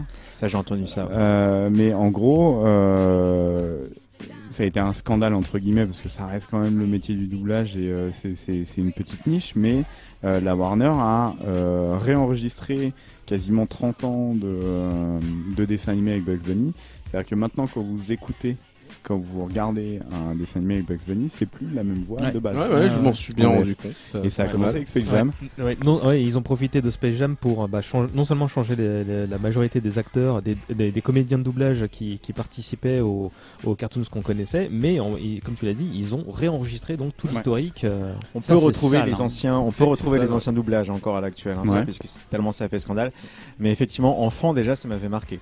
Il y avait quelque chose qui était pas. Je crois que j'avais gardé une VHS juste pour ça. Et du coup, vous êtes plutôt de la première époque ou première époque. J'ai pas de cartoon le dimanche soir, ouais. J'ai le nom, c'est parfois les deux. Pardon? T'avais parfois les deux. Hein, du coup. Oui, moi non, je pense que j'étais trop vieux pour voir. Enfin, au bout d'un moment, j'ai dû lâcher. J'ai pas dû voir la transition, tu vois. Mais moi, j'ai les noms sous les yeux. Là, je les avais notés. C'était Guy Pierrot qui jouait Bugs, qui a été remplacé par Gérard Surrugue. Apparemment, il y a eu quand même des acteurs de l'ancienne époque, type Patrick Guillemin et Patrick Préjean, qui jouaient chacun respectivement Daffy et Sylvestre. Alors Daffy, Sylvestre, il a duré longtemps. Ouais. Oui, puis Daffy, le doubleur était mort surtout. Donc, d'accord. Et il y a aussi une bonne prestation de Thierry Desroses là qui double Jordan, mais qui est le doubleur de Sam Jackson, de plein de gens. Et qui c'est un doubleur de Renoir, quoi. C'est un Renoir. Faut le dire, faut le dire. Mais il était très bon dans c'est PJ. très mec. Mais ouais, non, mais il était meilleur que toi. Mais le doublage français, métier. très bon boulot malgré le switch de comédien, quoi. Il reste 1 minute à ma montre. Donc écoute, je sais pas, qu'est-ce que. Je sais pas, tu veux peut-être que je récupère le truc pour vous faire jouer là. Allez, petit quiz. Moment du quiz. Vous n'allez pas déjà nous quitter? Il est l'heure de jouer. J'avais 2-3 questions à vous poser. Parce que vous êtes les meilleurs parmi les meilleurs. Ça va être super marrant. Allez, le quiz donc. J'ai 5 petites questions comme d'hab. Non, j'ai décidé que cette saison il y aurait moins d'enjeux, tout ça, donc vous. Comment ça? Il y avait des enjeux avant? Non. Voilà. je le savais pas au début, mais non, il y avait pas. Donc j'ai 5 questions. Vous criez votre nom pour vous autoriser à répondre. Si vous donnez la réponse directement. On s'autorise nous-mêmes à répondre. Exactement. Ça va partir en couille. On va faire une équipe avec Cagnard et Assina et une autre avec Assina, Fabrice. Ça va être que des questions bizarres. Non, vous ressemblez tellement. je vais m'en occuper, t'inquiète pas, tout va bien se passer. Et une autre équipe avec Fabrice et Arnaud. Ça vous va? Allez. Vous criez votre nom pour répondre, d'accord? J'ai bien souvent des propositions à vous faire, mais vous pouvez tenter le coup et donner la réponse si vous le sentez. C'est parti. L'un de ces comédiens bien cachés fait pourtant partie du casting. Lequel? Arnaud. David Schwimmer. Faut que je vérifie, mais non, c'était pas ça. Ah merde! Non. Putain, trop expert. Voilà, c'est Ross dans Friends, au passage. Pour ouais. Et si vous aviez vu, mais il est vraiment dans il est vraiment dans le ouais, c'est le présentateur c'est le speaker du match. Ça mérite un point bonus. Parce que Ross, tout le monde le déteste. Bon. Non. J'allais dire Danny DeVito, Eddie Murphy ou Dolph Lundgren. Non, mais si c'est Danny DeVito, c'est pas caché. Il est juste doubleur en VO. Mais non, c'est pas caché. Donc Qu'est-ce là, que c'est que Tu l'as vu en VO le film ou pas? Oui. Techniquement, on a 2 points. Techniquement, on a 2 points. Attendez, non, il y a un point chacun parce que voilà. Lui il était concentré sur Lola Bunny et moi j'ai vu en VF. C'est pas possible. Question 2. Avant d'avoir tourné des pubs avec Jordan et les Looney Tunes, puis Space Jam, John Pitka a réalisé plusieurs clips musicaux. L'un des 3 que je vais vous citer n'est pas de lui. N'est pas de lui. Lequel? Dirty Diana de Michael Jackson, Sweet Child of Mine des Guns N' Roses ou Free as a Bird des Beatles. Cagnard. Vas-y. J'en sais rien. L'un des 2 derniers là, le dernier. Free as a Bird des Beatles. Eh ben non, il l'a fait celui-là. Un point va en face. Vous sauriez vous? La deuxième? Ouais, c'était les Guns. Il a fait donc plusieurs clips de Michael Jackson. Oh. Et le dernier des Beatles, sorti en 95. Jackson, Jordan, ils étaient proches. Oui, AMJ, tout ça. Enfin, proche, pas géographiquement. Oui, j'en sais rien, en vrai dire. Prochaine question. Une petite question hors film, mais sur Jordan. Lorsque celui-ci fait son retour au basket pour la saison 94-95. Numéro 45. Joli. Ouais. Joli. Non, mais il a même pas attendu. 45. Non, je lui donne 2 points là. Donc, c'était qui a gagné juste avant? C'était eux. Bon, vous repassez devant. 3-2. Et raconte-nous l'histoire, vas-y, tant que t'es chaud là. Le numéro de Jordan, il a été retiré quand il a pris sa première retraite après après ses 3 titres. C'était le 23. C'était le 23, mais du coup, forcément, quand il a réintégré la NBA, avant de pouvoir décrocher un numéro, c'est très compliqué. Du coup, il a dû prendre le 45 pendant une saison, je crois. Une saison? Non, la moitié de la première saison. Ouais. Avant de pouvoir reprendre le 23 derrière. Mais de toute façon, le 45 a été décroché aussi depuis. Et pourquoi le 45? Parce que... Il était très fan de la guerre de 39-45. Il y avait un truc parce que 45, C'est 4, hyper simple. 2, 3, 2, c'est 9 2, et 3, 9, c'est 2, son numéro 5. dans la Dream Team. 2, 3, 2, Non. 3. Bon, je l'aurais tenté. 2, 3. Non, c'était le numéro de son père quand il était baseballeur professionnel. Fort. C'est trop beau, encore Fort une fois et shonen. sentimental. Ouais. Question numéro 4. Quelle somme a rapporté le merchandising autour du film? Arnaud, Plus d'1 million, Attends, voire attends, 4 attends, Sans attends. patate. Combien, Arnaud? 4 milliards. Plus de 4 milliards, effectivement. J'allais vous dire 1,7 million, 2,4 millions ou plus de 4 milliards. Merci la vidéo du MEA. Vous pour cette comprenez, information. vous comprenez Ah bah oui, pourquoi je d'ailleurs, déteste les on enfants de Jordan? peut T'imagines ton carrément- daron, Attends, il se passe. pas tout le monde en même temps. On peut carrément faire un petit clin d'œil Ah oui, à oui. l'antre du MEA qui a fait une excellente vidéo Ouais, sur qui est Space Jam. extraordinaire. Bah, il n'y a pas vraiment une seule cool. vidéo de lui qui est mauvaise. Hein, donc, Il est fort. donc, non. Il est moche, mais il est fort. Pas le physique, ça pas va. le physique.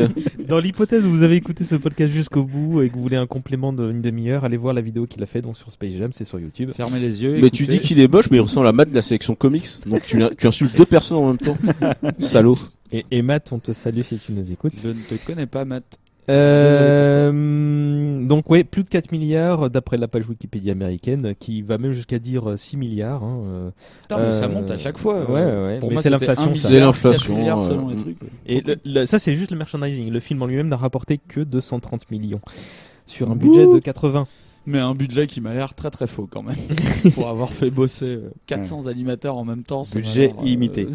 Bah, on va se marrer pour la dernière question parce que là il y a ex-aequo, hein, enfin, vous avez brillé de deux côtés. Vous allez pouvoir réfléchir entre vous, d'accord?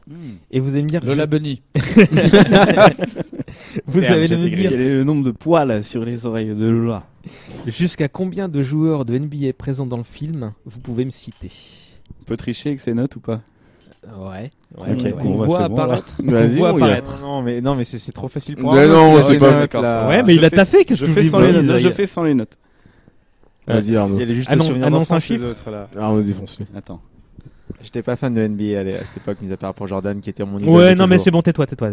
Tu peux pas répondre, tu peux pas répondre. Allez, 9. Bah écoute, vas-y. Je pense que vous. Allez, 10, Cagnard. 13. 28. Je vais dire 32. Attends, t'as dit 9? Ouais. Il y en a 5 faciles. Ouais, bien Il y sûr. en a 6 facile. Mais on en voit. En dehors de Jordan, On en hein, voit, il y a genre. On en voit un paquet, ouais. Qui passe. Ouais, non, mais j'arriverai pas à les. Si! Ouais, mais non, mais toi, Arrête, mais... Cagnard. Non, mais tu sais que tu peux pas. Tu sais que tu peux pas. Moi, j'admets. Lâche l'affaire. Bon, bah, je place quand même Vlade Divac et Danny Manning. Voilà. Non, Danny Henge, pas Danny Manning. Danny Henge, pardon. Bon, bah, voilà. Oui, comme ça, celui-là, je l'accorde, oui. Et t'as dit quel autre? Vlade Divac. Qui dit non, je veux pas jouer parce que c'est contaminé. Mais elles sont trop drôles. Arnaud, ces blagues-là, c'est les meilleures blagues. Vas-y. Michael Jordan, Larry Bird. Après, t'as Charles Barkley, t'as Charles Oakley aussi, Patrick Ewing, Muggsy Buggs, Larry Johnson. Muggsy Buggs, c'est pas son vrai nom. Voilà, c'est une erreur. Arrête. C'est vrai, mais je l'ai plus, par contre. Donc, Vlade Passe-partout. Divac, Danny Henge, Eric Gordon, ça compte. Eric Gordon. Tu vas trop vite pour moi, Eric Gordon. J'ai pas d'Eric, moi. J'en suis à 10. Moi. Eric Gordon, c'est le fils cadet de Michael Jordan, Ah qui oui, est maintenant non, j'aurais mais aimé. Mais regarde-moi cette arnaque, mais quelle C'est arnaque. pas une arnaque. Mais quelle Le mec est arnaque. professionnel. Le mec a même Laissez-le pas cité tranquille. Lola Bunny. Il a pas de respect. Il est misogyne, c'est tout. Bon, on va dire que t'as gagné. Hein, donc voilà, bravo Fabrice, t'as assuré. Bravo. Bah, non mais si. j'étais l'homme de l'ombre pour le Ouais. deuxième truc, mais bon, Ouais. c'est pas grave. Bravo J'ai Arnaud. essayé d'être modeste. Bon, d'après Allociné, donc les 5 joueurs qui se font inspirer leur mojo, donc Charles Barkley, Sean Bradley, Patrick Ewing, Larry Johnson, Muggsy Buggs, mais aussi des caméos de Danny Ainge, Steve Kerr, Alonzo Mourning, Horace Grant, AC Green, Scottie Pippen, qui était le seul que je connaissais parce que je jouais à Il y a Space Jam. Scotty. Bah, je pense dans les. Il devait jouer aux cartes dans un Autour, coin tu et vois. Ah ouais, perdre je pense, sa ouais. fortune. Charles Oakley, Luc Langlais, Cédric Ceballos, Derek Harper, Vlad Divac, Brian Shaw, Jeff Malone, Bill Winnington, Anthony Miller et Sharon Wright, donc une joueuse. Voilà. Je fais une petite Et dédicace du à ce basketball. moment-là parce que ce que j'adore dans ce film, c'est vraiment quand les joueurs se font voler leur talent. Je sais pas quel a été le truc qu'on leur a dit, mais les mecs jouent comme des débiles, quoi. Non, Enfin, c'est vraiment. C'est surtout Patrick Ewing qui fait une transe Mais ouais, c'est vraiment genre, on leur a dit, vous savez plus jouer au basket, et eux, ils ont compris, vous êtes des handicapés mentaux. Vous ne savez Ils avaient plus pris du applaudir, crack, boire, laissez-les ou, tranquilles. Il y a d'ailleurs cette scène qui est très chelou entre Charles Barkley qui se balade dans la rue et qui voit des mômes en train de jouer au basket et qui se fait prendre une pâtée par une fille qui Vous êtes dit Charles Barkley? T'es Charles Barkley? Mais non, c'est pas vrai. Ah non. Voilà. Ça vous a plu? Eh ben, c'était bien. Ouais. Merci de nous avoir reçus chez moi. Mais Arnaud, de rien, c'est un plaisir. Écoute, Merci Arnaud. C'était pour cool. Ta victoire non méritée. Je voulais, Désolé pour Lola Bunny. J'aurais Non, voulu mais qu'on fasse mieux pour elle. C'est pas grave, ça restera toujours un fantasme, je veux dire. Dis pas ça, c'est un animal. Arrête-toi là, Sina, ça devient dangereux là. Bon, merci d'être venu, merci les à toi, enfants. César. Enfin. Hein. Oui, bon c'était vraiment un Prends cadeau de parce que je suis mariage, obligé de hein, faire. ça. Ouais, hein. merci. Ouais. Il faudra refaire un autre Dragon Ball parce qu'on n'en a pas assez dit sur Dragon Ball. C'est vrai. Écoute, Et peut-être un sur les chanteurs devenus pointeurs. Genre, je sais pas, Michael Jackson, Le podcast R. Kelly, de etc. Mais pas trop vieux pour ces conneries. Most C'est Wanted exactement leur tagline. Je suis pas Énorme. trop vieux pour ces Non, conneries. il a trouvé un spin-off. Mais voilà. Eh. Il y a la DGSI qui va taper. Et là, attends, dans pas excuse-moi, longtemps. mais le You're Not Alone, c'était 2 pointeurs qui disaient ça. Eh, tu n'es pas seul C'est à marrant. aimer les petites. Alors, j'étais parti pour dire non, mais vous m'avez fait tellement rire qu'on fera peut-être l'épisode sans jamais le diffuser. Sur les pointeurs. Oh putain, ça va être. Ou alors le jour où on lance un Patreon, je sais pas. C'est ça, l'épisode, faut payer pour l'avoir. Ou être du gouvernement. Payer notre caution. Vous nous direz, les gens sur Twitter et Facebook. Bah d'ailleurs, tour de table, allez, Fabrice, tu commences.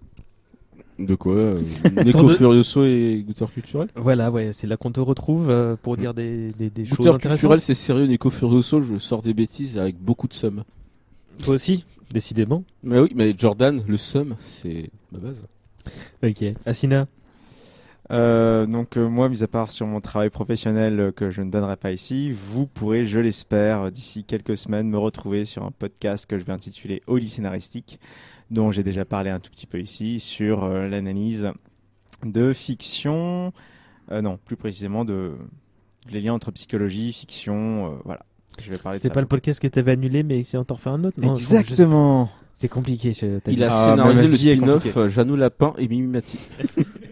Et le Laboni qui vient donc par-dessus. Arnaud, donc cocktail. Et cocktail, ouais. Donc 4e épisode là qui est sorti aujourd'hui sur le mariage. On se retrouve toutes les 3 semaines, donc avec ma compagne et femme, donc Yasmina. Qu'on salue. Qu'on salue. Bien Salut entendu. Yasmina. Salut. Voilà. Vive Vegeta. Exactement. Les initiés comprendront. Voilà. Et sur Twitter, Arnaud Lamas. Et This is Mina dans ce qui concerne ta moitié. Aussi. Voilà. Cagnard. Ouais, salut. Comment ça va? Bah, Je écoute, t'avais ça va, pas le vu. cabernet était bon. La soirée était bonne, jusque-là tout va bien. Moi, vous pouvez me retrouver avec mes acolytes sur le podcast de la 5e de couverture. On est écoutable sur SoundCloud, les applications de podcasts habituelles, mais on a aussi un petit groupe sur Facebook, un petit groupe privé qu'on entretient avec nos auditeurs. Ça nous permet d'échanger avec eux. Ils nous donnent des idées de sujets qu'on ne suit pas, et ça nous permet d'échanger directement avec eux. Donc, si vous êtes passionné de manga, venez, c'est drôle, c'est pas forcément intéressant, mais on se marre bien. Bon, écoute, si on se marre autant qu'ici, ouais, c'est une bonne reco. Merci. Non, on se marre plus. D'accord. D'accord. Mais Est-ce qu'il y a autant de cabernet chez toi, hein? Non, nous on est à la piquette. Ouais, On est ouais. à la villageoise bouteille en plastique. Ça finit souvent en bagarre. Bon, merci beaucoup. Merci Arnaud de cette Merci, expérience merci, fort sympathique merci. au demeurant, même si je dois encore... j'ai des marques dans les poignets quand même. T'as serré un peu trop fort. Oui. Arnaud, qu'on soit d'accord, dès qu'il y a un autre truc sur le basket, je suis là. Hein. Eh ben, avec grand plaisir, ouais, bien Dès qu'il y a sûr. un autre truc sur les lapins, I'm here. Et dès qu'il y a un autre truc sur le sub, tu vois. Écoute, le SUM, ça pourrait être le sujet de ça pourrait être le bien. prochain numéro. C'est très bien le seum. Alors, le prochain numéro, on va beaucoup moins se marrer. Hein. Non, vraiment. Oh, ça non, va. vraiment. C'est passé, on peut en rire sur quoi maintenant. Ce sera sur le 11 septembre. Bah, c'est le seum. Voilà, ouais, ça exactement. Que je J'ai m'explique. raté des dessins animés à cause de ces conneries là. Le truc, c'est que on avait fait il y a l'année dernière, t'étais là, Arnaud, un Ouais. épisode sur la Coupe du Monde de 98, parce que dans le petit groupe Facebook secret là aussi qu'on a mis en place pour l'émission, l'émission où on discute un petit peu, on s'était dit, non, c'était pas dit, non, c'est moi qui vous ai dit, on fera un épisode sur la Coupe du Monde parce que ce serait intéressant d'avoir la réaction des gens à l'époque, parce que c'est un événement national, c'est le cas de le dire. Et en fait, je me disais que l'autre événement marquant qu'on a pu vivre médiatiquement, c'était le 11 septembre. Donc on va faire un petit numéro là-dessus, donc qui sera très dead serious. Voilà, ce sera le sujet du prochain numéro. On a déjà enregistré le numéro d'après, mais du coup, je l'annoncerai qu'à ce moment-là. Sur ce, question rituelle pour terminer. Sur quel morceau on termine? Et vu vos gueules, je sais déjà ce que vous allez me dire. Alors, quel morceau du soundtrack de Space Jam? Je crois que je peux voler. On va être un peu tous d'accord, un petit Cheb Mami. C'est ça. On se met un Cheb Mami et Kamel. Parisien du Nord, hein? C'est bon, tout le monde est d'accord. Oui, moi ça me va. Je pensais que vous allez vous orienter sur autre chose. Donc bon, non mais vraiment. Oh oui, bah tout va. Hein. Après, moi je t'ai donné des propositions. Il y a un truc aussi qui marche beaucoup, c'est les reprises du thème principal. Donc Slime Jam. Vous tapez Slime Jam Remix sur YouTube, vous en avez pour aller à peu près 10 jours de vidéos.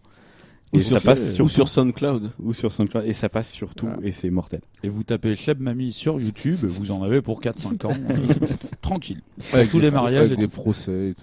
Bon, je ferai encore une fois, je ferai ma popote au montage. Attends, si tu trouves un remix Slam Jam Cheb Mami. Oh, oui. Ça, SoundCloud. Nouveau King tout de suite. Je crois en SoundCloud pour ça. Ouais. Bon, il est trop tard là. Je sais même pas quelle heure il est. Je pensais qu'il est minuit et demi, tout ça. Non, il est que 21h23. Oui, mais ça, c'est l'horaire cabernet. Ça n'a rien à voir. Allez, merci à tous. À bientôt. Merci à toi. Bisous. Salut. Ciao.